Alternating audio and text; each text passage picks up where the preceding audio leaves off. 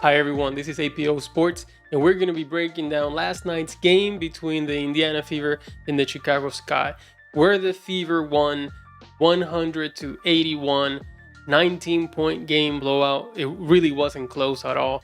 After the Fever started the game, kind of struggling and sluggish in the first quarter, just the beginning of the first quarter, they were able to actually close out the quarter, only being down 3, and it was over from there on. Like the Fever then won every single quarter pretty comfortably. Huge contributions from most everybody in the team. There's still some rotations to figure out, but of course, the star of the game was Caitlin Clark with 31 points, career high, 12 assists, 4 rebounds, only turned the ball over 3 times. And really, out of those 3 turnovers, there were a lot of plays where it seemed like the Sky were just playing soccer with Caitlin Clark's passes.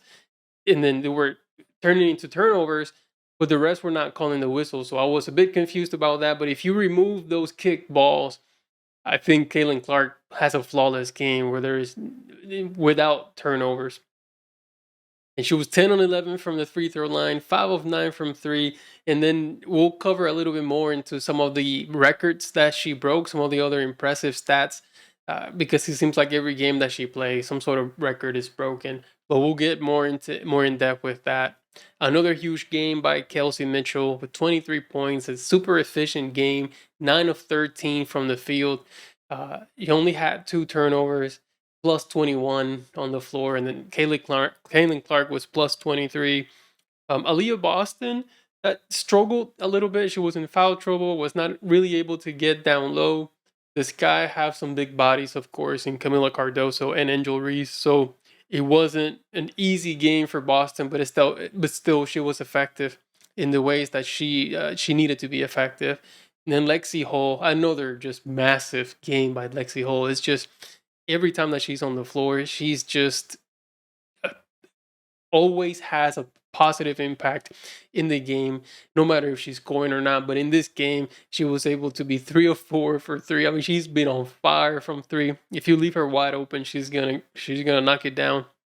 But 11 points, 3 rebounds, 1 assist, no turnovers, huge impact, and played almost 32 minutes.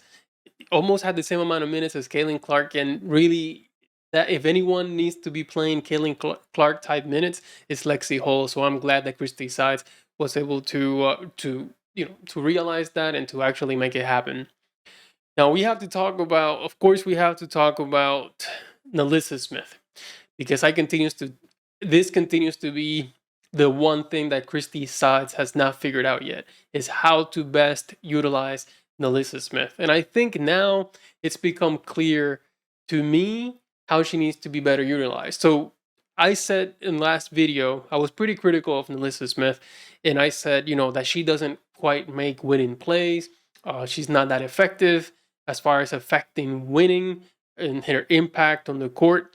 And today was a bit of a testament to that, because she was -5 on the court. Really, she was the only starter that was in the minus, and the only players that had a worse plus minus than her were the 3 players that were playing in garbage time, in Christy Wallace, Berger, and Saxton. But I then checked to see some of Nalissa Smith's history and collegiate career, and she did win a title, an NCAA title with Baylor back in the day. I can't remember if it was 2021, 2022, something like that, is when she won the title with them. But then I was like, okay, so she won a title. Let me see what kind of role she played in that game.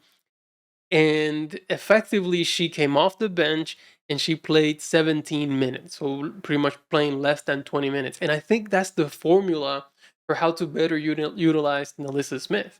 Is just she has to come off the bench and she has to limit it to less than 20 minutes a game. She can't play any more than that. And I think that's how she can be best effective, especially now that you've inserted Lexi Hall in the starting lineup. I think you're going to need a little bit of firepower that comes off the bench. I think that should be Nalissa Smith, and she'll be more effective playing against the opponent's team's bench players than she will be playing against the starters. So she can actually go to work with them instead of the starting team. But I don't think she belongs in the starting lineup.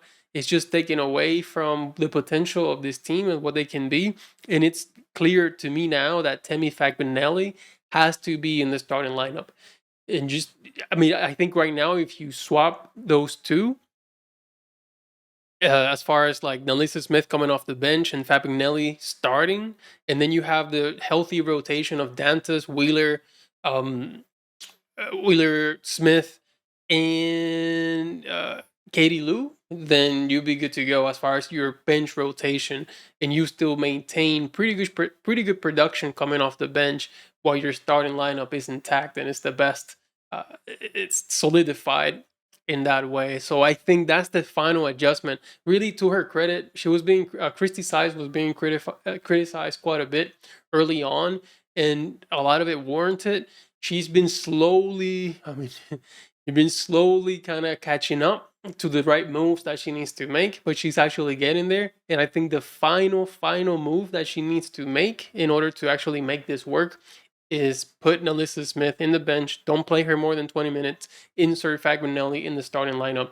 I mean, Fagbinelli was a plus 29 in 18 minutes. Plus 29 in 18 minutes. Now she shot 16% from the field. She was only 1 of 6 and only 3 points, but her impact on the court as far as defense, just deflecting basketballs here and there, grabbing rebounds, running down the floor, everything like that, just making a ton of winning plays. So she needs to be in the starting lineup. All right, and then we have to get to Caitlin Clark. It was just there were so many stats, so many things that she was doing on the court. She was having so much fun, and I think this is one of the games that I've seen her have the most fun playing in the WNBA. You can tell she was trying some crazy passes. She was not knocking down the three. She was shooting with confidence. She was going, having fun with the fence, having fun with the bench, just I mean, it was a full, complete display of Caitlin Clark entertainment on the court. She broke a few records as far as being, I think it was the only player to have, or the only rookie to have 30 plus points and 10 plus assists, but also was the only WNBA player in history to have 32 points and 12 assists in a game. So that stat line had never happened before. Some other stat lines as well, like 20 plus points, 10 plus assists, plus 4 or more 3 pointers. The only one to do that multiple times in a season.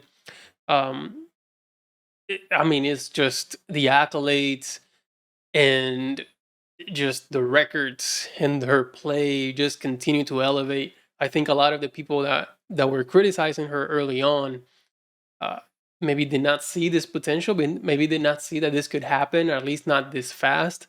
But it's obvious now that she has figured this thing out. And then we'll talk a little bit later about the rookie of the year race. But at this point, I think she has to be a first WNBA player. There's no way she's second. Like Sabrina, for as great as she is, and yes, she's playing with the Liberty, but the Liberty went to the title last year, and they were expected to be this dominant. The Fever were not expected to have this type of record, and Caitlin Clark has put up better numbers than Sabrina Ionescu. So, and not only Sabrina, but so far I think someone else put Elisa Thomas in the WNBA first team. She could belong there, but not over Caitlin Clark. So those are the considerations. But yeah, I enjoyed watching her today. It was a lot of fun. She had a lot of fun. She's a menace on the court, right? She's always kind of poking fun and doing her type of things, just Caitlin Clark type shenanigans. It was a packed house. She had the whole arena rolling and cheering for her. At the end of the game, you could even see her kind of getting the crowd to do a standing ovation for her as she departed in Chicago on Barbie night. And Angel Reese did not have a really good game, so it was just a complete performance by Caitlin Clark. And now the question is, as August comes to a close, the real debate is, whether or not Caitlin Clark is going to be Player of the Month, or if Kelsey Mitchell will be Player of the Month. I don't think anyone else is in that conversation, so it has to be either Caitlin Clark or Kelsey Mitchell. Okay, so we move on to the standings. So the Fever actually moved up to 6 in the standings. Now, who in the world had the Fever 6 at this point in the season? Of course, no one did, especially not after starting the season 2-9 or 1-8. However, they the terrible way that they started. They've been dominating, and right now they're in a really good position because they own a tiebreaker against the Mercury. They own a tiebreaker against the Sky, and they own a tiebreaker against the Dream, who are all right there fighting for a playoff position. So they're very well placed, and I really think they're only about, like, if they win the next game and the Dream lose the next game, I believe that they'll secure a playoff spot at that point. But um, they've solidified themselves in the standings, and now they're really only 3.5 games behind the fourth place Las Vegas Aces. So the Fever at this point in the season still can claim home court advantage in the first round of the playoffs. And if they do that, I mean, that will be. I just don't know how, if they're able to do that and the Fever end up higher in the standings than the Aces, then Kalen Clark should be the MVP this season. I don't care about what numbers AJ Wilson has. It does not matter. The expectation for the Aces is that they're going to three-peat. Right? They were supposed to be one or two. They're not. They're underperforming as a team. And the Fever's expectation was like, maybe they'll make the playoffs. But if they actually have home court advantage with the kind of season that Kalen Clark is having, then she has to be MVP. I don't think that is a discussion at all. I'm not sure about unanimous, but my vote for MVP, if they end up the season with a higher seed than the Aces, Kalen Clark should be MVP. Hands down. Should be Rookie of the Year and MVP. Only time this ever happened was with Candace Parker. And I mean, I'm just talking about.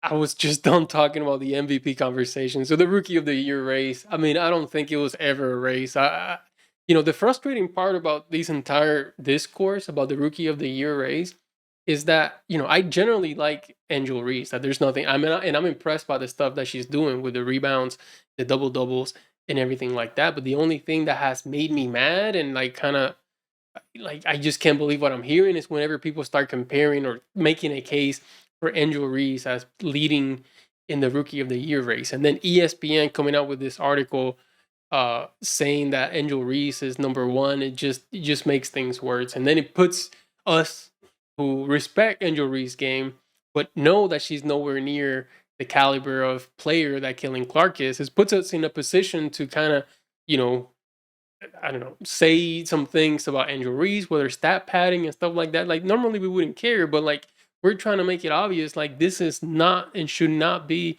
a discussion. So it's kind of unprofessional, in my opinion, from ESPN. It's kind of unprofessional from these legitimate individuals and these legitimate media personnel, uh, who are supposed to be, whether it's ESPN or whatever other legitimate media, saying that this is a thing or a race, or that that Angel Reese is actually leading is unprofessional. It's a bad look. Uh, I don't. I mean, at this point, I just don't know how ESPN or anyone else that's claiming this has any credibility left. It just doesn't make any sense. So, and I think it's actually also hurting Angel Reese in a way because now she's receiving all this hate that she shouldn't have. Like, who cares if she stat pads, really, right? Like, I really don't care if she stat pads, unless you're trying to use that to say that she's Rookie of the Year over Caitlin Clark. And I mean, even if she's doing it, it doesn't matter. Like, she's not at that level. Yeah, she's second, I think. I mean, Rikia Jackson is making a pretty good. Uh, she's making a pretty good case here late, although I don't think she will still overtake Angel Reese only because of the historic impact that Angel Reese is having with rebounds, with double doubles, and everything like that. Right? Rikia Jackson hasn't done anything. No, no rookie records, no WNBA records. So she's third. Angel Reese is firmly second. Any other year, she probably would win. Rookie of the Year, but not this year. This is just Caitlin Clark's year. She's the better rookie. She's gonna have the better career. She's the better overall player. She's the skilled player. Angel Reese is not very skilled. she works hard, right? She hustles, she gets rebounds. Like, that's amazing. That's great to have. Like, you need a player like that. Like, Dennis Rodman secured himself a Hall of Fame, or was able to make the Hall of Fame just based on working hard and having hustle and getting rebounds and being a great defender. Like, if Angel Reese continues to do what she's doing, she'll get into the Hall of Fame. But she's not Caitlin Clark. Just that's just how it's been. Like, we've never had this debate in the NBA. This is what makes me mad as well. Like, we've never said, just because Dennis Rodman has had similar, 30 rebounds, 40 rebounds a game, in which things that Jordan never did, right?